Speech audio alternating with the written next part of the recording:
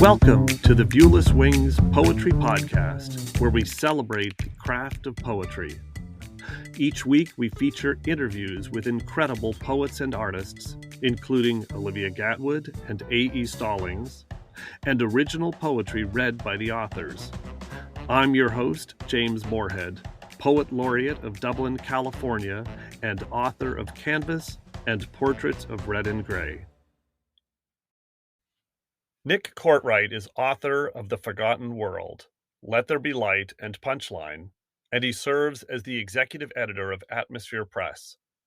His poetry has appeared in Harvard Review, Kenyon Review, Boston Review, Iowa Review, AG&I, Gulf Coast, and Southern Review, among dozens of others. His essays and other prose have been published in Huffington Post, Best American Poetry, Gothamist, and Spin Magazine. With a doctorate in literature from the University of Texas, Nick lives in Austin with the poet Lisa Motolo and their children. Welcome to the Viewless Wings Poetry Podcast.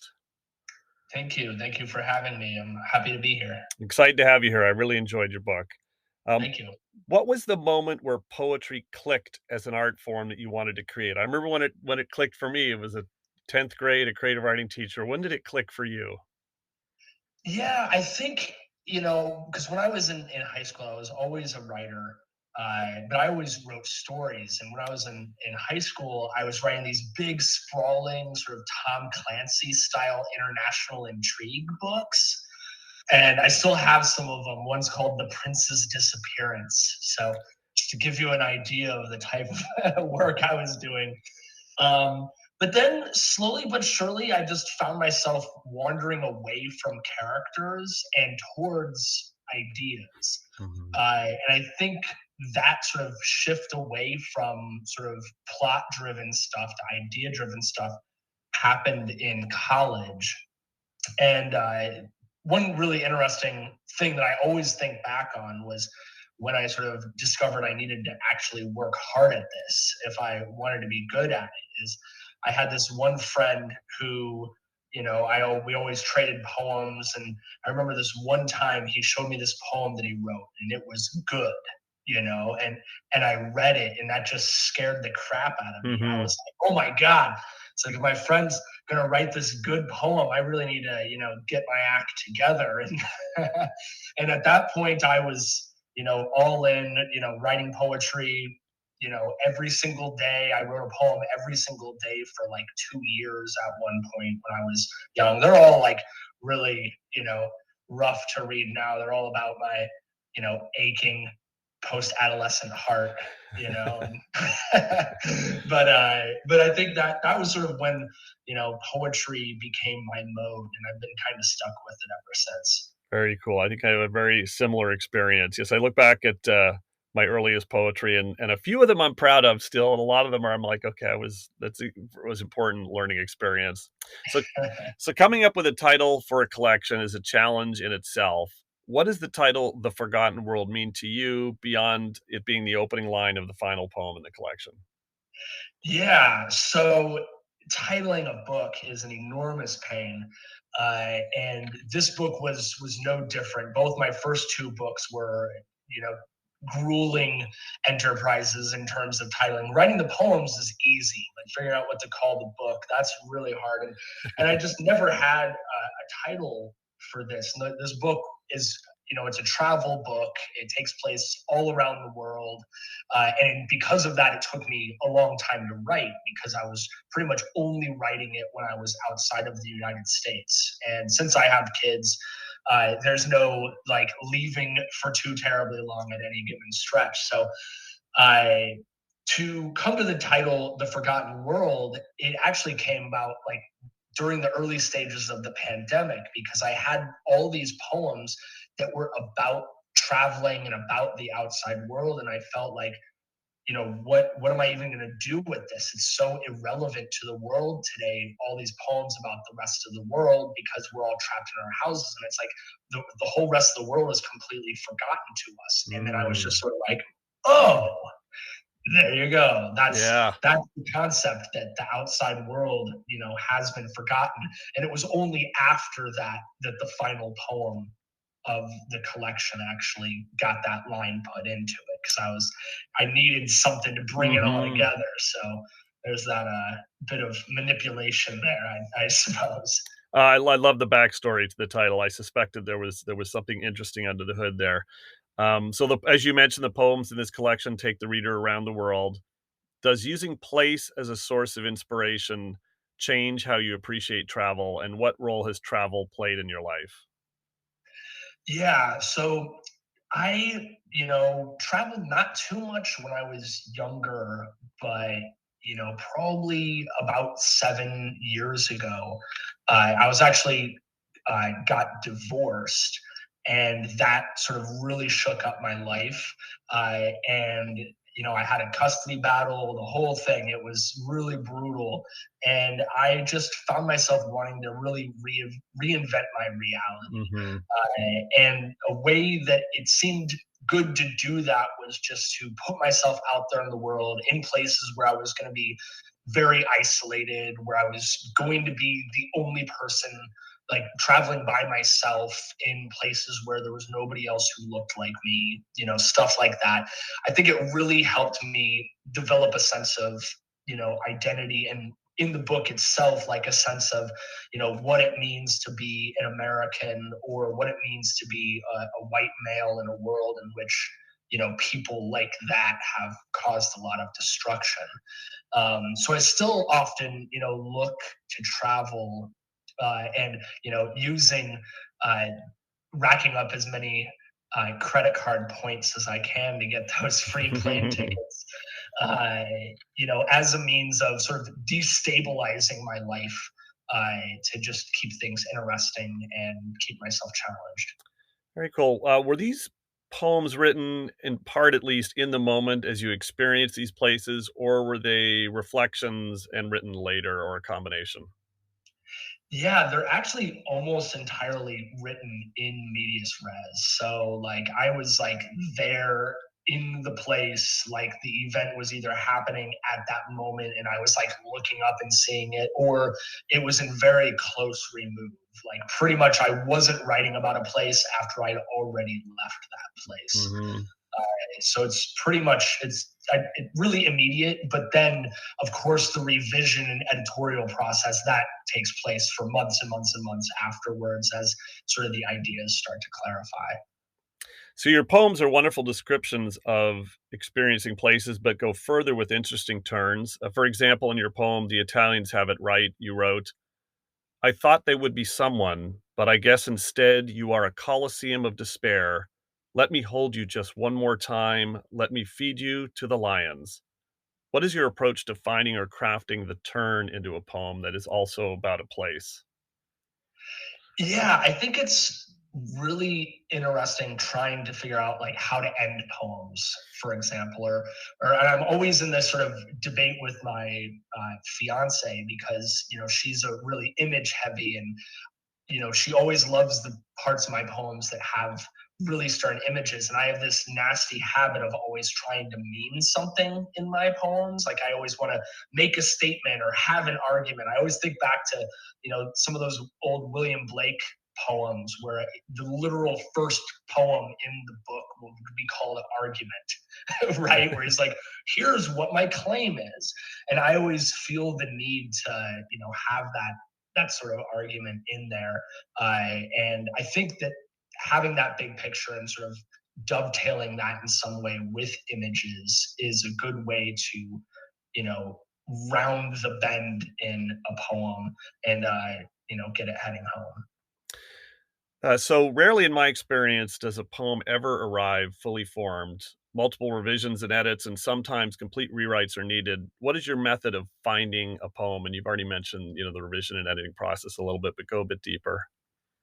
Yeah, yeah. I think it's just being kind of brutal, and I'm not actually a big fan of like doing vast rewrites on work. It's sort of like if the bones aren't there, from the beginning, the bones aren't going to be Mhm.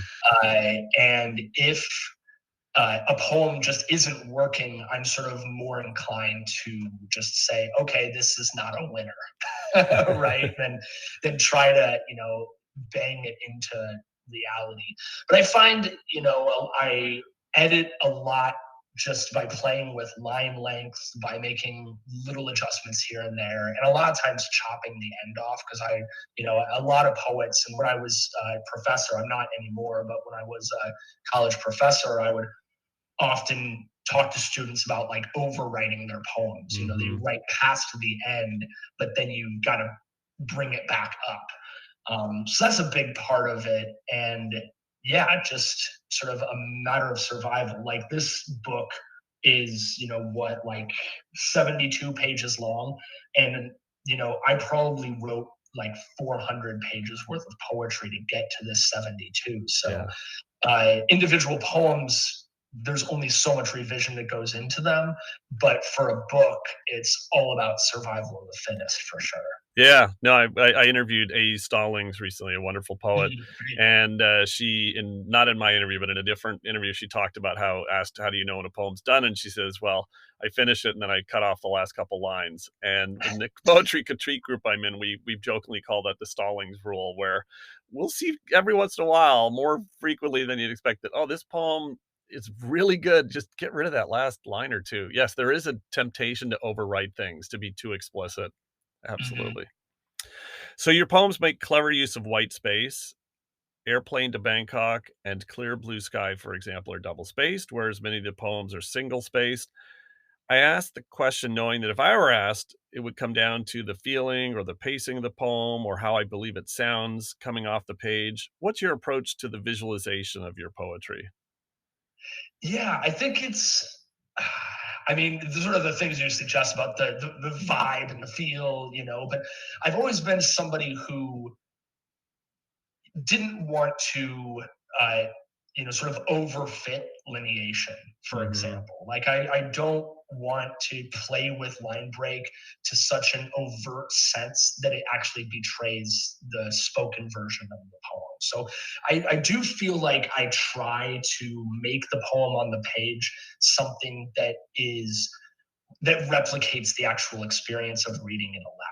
Like I Mhm. do feel like there's a connection in my work that I like to hold between those two things, so that you have a good roadmap. So ones that have more white space, maybe it's because the individual lines are meant to like resonate on their own. Like maybe I'm using less punctuation in those ones, for example, or trying to indicate a matter of speed in some way.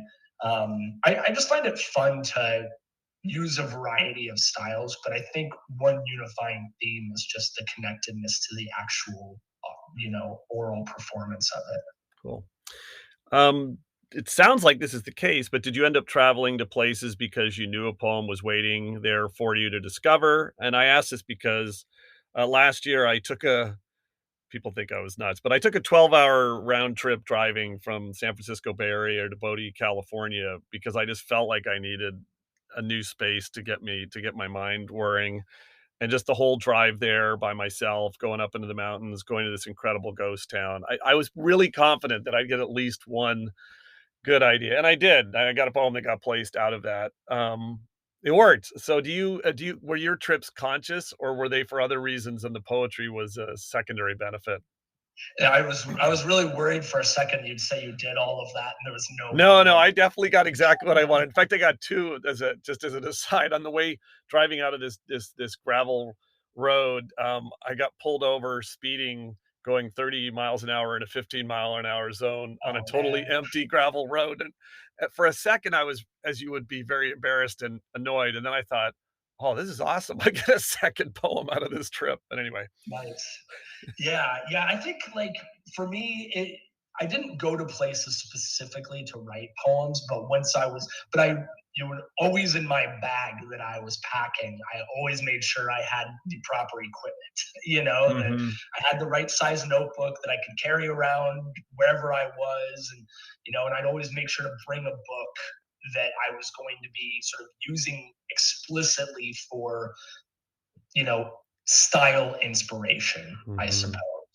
to get me in some sort of voice, depending on whether I wanted to write stuff that was more, abstract, or something that was, heavier on metaphor, or something that was heavier on narrative, whatever sort of kind of angle I was wanting to sort of try to, copy, for lack of a Mhm. better term. I would always make sure that I had that. But then once I was there, it was like, okay, like this is part of why I'm here. And I would really like put my mind, trying to get something out of it for sure. So in terms of your approach to writing poetry, it sounds like you handwrite it, do you type it? How important is that to your approach? Yeah, so when I'm traveling, I'm pretty much always handwriting. Because cell phone battery is always at a premium when you're like wandering through a developing country or something like that. You don't want to be typing on your phone for too long. But when I'm writing in the United States, a lot of times I'm using like a notes function on my phone. I don't really, type on a computer very much. I used to a lot religiously, but now, yeah, it's just sort of, whatever makes sense at that particular time. So what role does research play? And I ask that because I think I've asked this in a couple interviews that, I think people don't realize how much research poets do behind the scenes to pull in things that they're not familiar with. So talk a little bit about the research that you weave into the poetry. Yeah, yeah. Well, I feel like there's always a lot of research in my work. It's not, I'm not trying to be, Wikipedia heavy or anything, or, be necessarily educational in my work, or pedantic, certainly not. But just by virtue of being in different places, I think there's, like five different continents represented in the book. So, like, just by virtue of being in all of these places, it required me to learn a lot just to be there and to like know where I was. So that sort of research that was required by the circumstance tends to find its way into the poems, and sometimes very like explicitly. Like if I'm in South America and I'm talking about colonialism and the eradication of indigenous cultures, I definitely want to know what I'm talking about. Yeah, yeah. So yeah, I was definitely always doing research, if not specifically for a poem, then for the place, and then allowing it to manifest in the poem. Are there places that either you want to visit or wish you could have visited, with the idea of capturing them in a poetic way? Well, there are the places that I haven't gone yet. So I still haven't been to Australia or Antarctica. Mhm. Those are my missing continents. So I'm coming for those ones. I'm gonna have to get those ones at some Well, point. I But think my parents did an Antarctica cruise. I think that entire experience going to the bottom tip of South America and then going on a very long mm, cruise and then weather and everything. Yes, I think you could write a whole book just on that. That's a massive yeah, experience, yeah, yeah. those seem really awesome. They seem expensive though. They are So extremely expensive. Yes, yeah, yes. yeah, that's rough. And I often find that a lot of the inspiration of travel poetry is cultural, Right. right? Yeah, And that's true. obviously, you're not getting that to the same extent in a place like Antarctica. I'd probably just end up writing like a bunch of poems about climate change and like feeling horrible about that. Uh, But so it goes. all right, well, I'm gonna, turn the mic over to you now to read several selections from your book, which we will then talk about. Okay, so I'm going to read just two poems from my new book, The Forgotten World, which goes around the world. So it starts in Africa and then, moves through, South America, goes to Asia, then goes to Europe, and eventually, comes back around to the United States for sort of a reckoning with the homeland. So this first poem I'm going to read, took place in Morocco. It's called The Story of the Rug You Can See in My Kitchen. When he tells you his friendship is not about money, it is about the heart, that we are brothers now, do you believe? He is not your brother. He wants to sell you a rug. He wants to sell you all of the rugs. They are of the finest camel hair. You can picture the camel's long tongues, your life piled high with rugs. So, of course, you buy, because there is no not buying, not when you are a coward. You can give the rug away, but it will never leave you because you are no one's brother, and because that would mean you belong, just like the puddle beneath a donkey's hoof. And the second poem I'm going to read is from the last part, after the whole world has sort of been traversed and we're back in America. And this was sort of at the beginning of the pandemic when the George Floyd protests were going on, and it was a lot to deal with. And this is a poem sort of trying to contend with that. It's called Apples. What am I supposed to do with the glorious wreckage of a burnt out police car or heart except cheer? To travel the world is one thing, and to travel the mind is the same thing. So nothing really changed, no matter the continents crisscrossed, as this grassless backyard is the same royal nothing as any other rest of the world, vast as hereditary injustice in which people should wear masks but often don't. And what of it?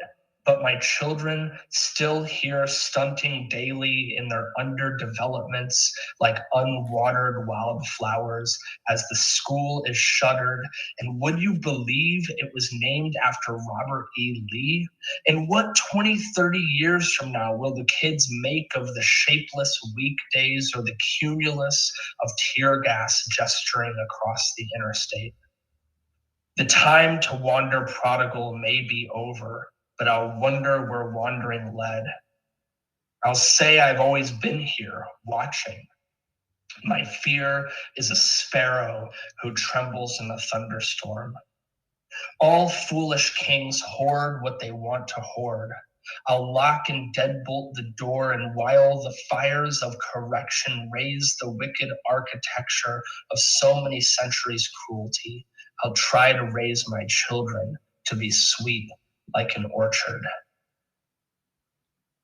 Oh, I so enjoyed hearing you read both those poems. So I've just got a couple of questions. So I love the layers in the story of the rug you can see in my kitchen, of bartering and the tourists' compulsion to buy, and the manipulation of friendship emotions. How did you approach building the layers into this particular poem? Yeah, that was a fun poem, like based very much on a real experience in which I was in Fez, Morocco, which is a crazy place where they don't allow cars in the city center. It's super claustrophobic. It's like, it's definitely something else. And I just ended up in this place where they were trying to sell me a rug. And I just was like, it was so impossible to leave, like it was really hard. And that's why it has that bit about like, you're going to buy a rug because you're a coward, right? You're afraid to like tell these people like no. And they just kept putting rug after rug after rug on the ground. And they were like, oh, we're brothers. You're my brother. It's like, you're not my freaking brother, man. Like, you're just trying to sell me a rug, but I'm like too scared to tell you that I'm not going to buy one. So I'm going to buy one so I can just get out of here. And this is one like we were talking about earlier about cutting off the end. There actually, this poem used to go further Mm-hmm. than it goes now, but then I just sucked it back up to that bit about the puddle under the donkey's hoof, because that sort of idea, I think of that idea of belonging, right? That it's like, oh, if we're brothers, then you belong. But it's like, so does the puddle that a donkey's going to step in. It belongs there too. So yeah, it was definitely sort of a difficult real life experience that I think made for a rather fun and kooky poem. Yeah, it was both fun but you also think about those situations where with actual friends you get coerced is the wrong word, but you don't want to feel like whether you let someone down or it can impact the friendship, you end up getting pulled into things that you may not choose otherwise, whether it's as simple as what restaurant to go to or what movie to see, to more serious things. I just built those connections right away. I thought it was very interesting. Yeah, it actually reminds me also of The Things They Carried by Tim O'Brien, Mm-hmm. because in there he talks about how it's like they're not there fighting because they're brave. They're there fighting because they're afraid to let everyone down or afraid to run away. It's like they're too, cowardly to be cowards. Interesting. I love that phrasing. Yeah. So when reading Apples on the page, I imagined reciting the poem as a howl, taking as few breaths as possible. How do you think about the sound of a poem, how it will be recited? As you mentioned before, that in terms of how you visualize on the page, you're very much thinking of guiding the reader to how to recite it. And how did you approach preparing to recite your poetry, which with the new book, you'll be doing that quite a bit? Yeah, so this is actually, an interesting one. Like, this isn't one that I would normally choose to read aloud because it's a little bit difficult to read. The lines, it has really long sentences in the beginning of the poem, so it sort of like just keeps trooping along, and then it gets more, and more punctuation in it later towards the end of the poem as it sort of becomes more meditative rather than just kind of like a desperate plea for understanding. Like, it's a pandemic. We're trapped at home. There are protests going on. My kids are not in school. So it's like they're like not learning, and we're in the midst of this chaos and sort of this, trying to decide like how to make moral sense of this. Like, if you see a police car burning, you're supposed to not like that. But then it's like, well, this maybe is a necessary step on the path to recovery, right? So, but yeah, preparing to read a poem out loud, there's always practice. You've got to practice, but I think one thing that makes it easier, I guess, in my experience at this point in my, writing career, is just the fact that when I am writing the poems, I'm already thinking about Yeah. reading. Yeah. There used to be a very big distinction where I'd be flipping through a book of mine, deciding, oh, which poems I'm going to read. Oh, that's a poem for the page, not one for the voice. Oh, that's a poem that's like looks better on the page. It's not really meant to be read out loud. And now, I have sort of left that behind, which I think in some ways has made my work, more accessible because it needs to be apprehensible in a single hearing, as opposed to something that's maybe more experimental or diffuse where you really need to stare at it on the page. But yeah, so I think that makes it a little bit easier. And just one more thing, what are you working on now with the new book out? But obviously, books come out and they represent the work of year or years prior. So what's up for you this year? Yeah, so the big thing that there are a couple of things. So one is I had gotten my doctorate a couple years ago. So I'm working on preparing the dissertation that I wrote for that, which is a nearly 300-page book about a single 8-line Walt Whitman poem. Mm-hmm. So it's very psychotic work. So I'm preparing that for potential publication. So that's a completely different kind of project. And then, of course, still writing some poems now, very deliberately trying to write poems that aren't about travel, Mm-hmm. just to sort of force myself into a different space. Because if you're, not moving, you're staying still. So, and the other big thing, of course, is the press that I run, Atmosphere Press. It's all genres hybrid publisher where we're trying to work hard to help authors through editorial, cover design, distribution, promotion of their work, all this sort of stuff. And we've got a great team working with authors to help treat their work well. So that's what I do with my day-to-day life. Terrific. Well, thank you so much for sharing your poetry and your process on the Viewless Wings Poetry Podcast today. All right. Thank you so much for having me. Much appreciated.